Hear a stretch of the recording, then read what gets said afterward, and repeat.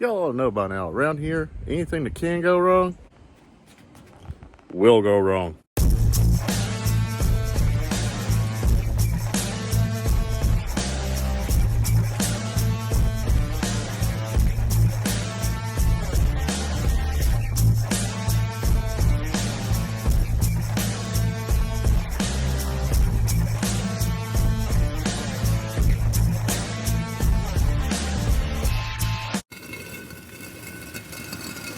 Hey everybody, welcome back to Ostentatious. My name is Jack. This is my 1987 Chevy S10 Blazer that we're getting ready for Hot Rod Power Tour 2023.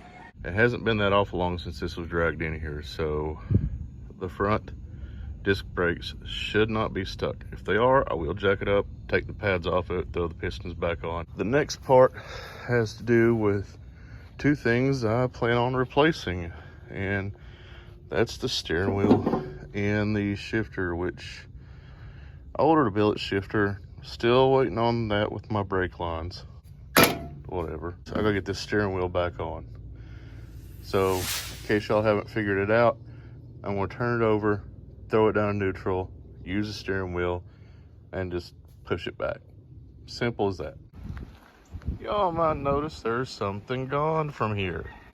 Well, thought it was gonna be as easy as put the shifter on and put the steering wheel on, which, by the way, I had to kind of hammer the steering wheel on. That's gonna be fun taking back off. My pin to the shifter is somewhere in a bag. Don't worry, I've got it. But I didn't even use it. I just held the whole thing and turned it. No big deal. So my plan of putting it in gear and turning it did work. However, to get it here next to the Blazer, we actually had to employ the services of the shop truck. So what I did, the shop truck needed the battery anyway, and get ready to pick up something else you guys haven't really seen on the channel. Well, you have, but you haven't. We'll talk about that in another time. But I needed that battery anyway, so I went ahead and put it in the shop truck for now, got it started up, put some gas in it, and actually just yanked the Blazer around with a tow strap. But now we have the Blazer and the toaster sitting next to each other, and my plan is kind of showed itself here. On the bad side of things, I really don't have a good place to park anywhere, but that's okay.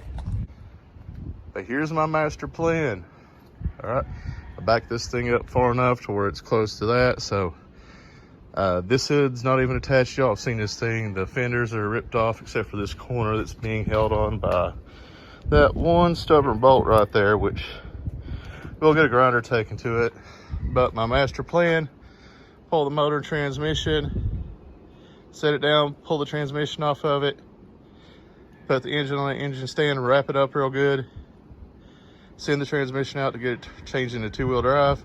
After we get the two-wheel drive conversion done and get the transmission back, we're going to take the engine crane, take the engine off the stand, make the transmission back to it, and get it back down in there where it belongs. So that's a brief summary of the way today has gone. By the way, this is the day after I posted the last video. I'm on vacation all week. Going to be making more videos.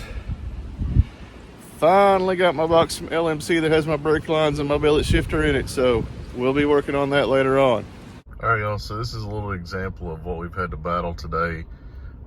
We've had high winds, and we've also had situations where there's been trees and everything going down.